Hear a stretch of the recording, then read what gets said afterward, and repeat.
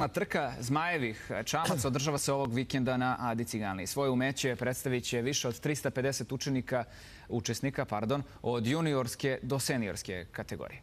Milica Savić je još jednom sa nama ovog jutra. Milice, iz koliko stranih zemalja dolaze ostali učesnici i za šta si se ti to spremila, gde se nalaziš tačno? Miloše, timovi dolaze iz 7 stranih zemalja, naravno među njima su i timovi iz Srbije. Evo, u toku su poslednje pripreme za samo još jednu od trka koje će danas biti održane. A kako te sve trke izgledaju, ko u njima učestvuje, to ćemo ovog jutra čuti od Ane Duduković, koja je ispred Srpskog Dragon Boat saveza. Ana, dobro jutro, pre svega hvala vam što govorite za jutro na prvoj. Evo, vidimo da su poslednje pripreme u toku. Da li su takmičari spremni? Kako izgleda zapravo jedna trka? Da, evo, spremni su, ovo je već drugi dan festivala. Juče smo imali trke na 500 metara, a danas one malo intenzivnije na 200 metara.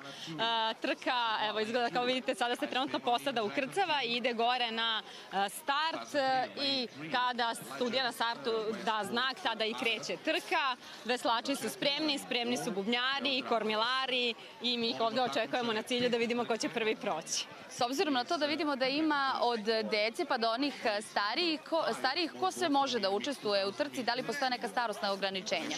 Starosna ograničenja ne postoje, zato danas imamo one najmlađe juniorske posade, a kao što ste imali priliku da vidite, postoje i takmičari koji imaju već 60 i više godina, to su takozvane seniorske kategorije, svako se takmiči u svojoj kategoriji, a takođe imamo i u premijer kategoriju gde prosto nema ograničenja u godinama i gde možete u istom čamcu da imate i one od 15 godina i one možda od 75 i više.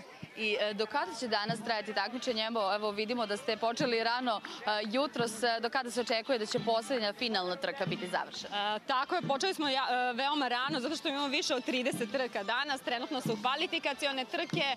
Do 17 časova se ovde družimo na Adi. Moćete da uživate, evo kao što vidite, i u muškim posadama, ženskim, mešovitim, svi generacije, tako da pozivam Beograđane da dođu, da posete Beogradsko more i da uživaju u ovom spektaklu na vodi. Ana, mnogo vam hvala na izdvojenom vremenu i na svim informacijama. Eto, Miloše, videli smo kako izgleda to ukrcavanje i priprema za samu trku. Ono što moramo da kažemo jeste da vreme još uvek dobro služi, međutim, oni su spremni da iako krene kiša ipak pobede. Naravno, mi ćemo navijati za naše timove iz Srbije i preostaje nam da do kraja dana vidimo ko će odneti pobedu na ovom međunarodnom takmičenju. Hvala, Milice, čekamo da vidimo ko je pobednik. Hvala ti mnogo.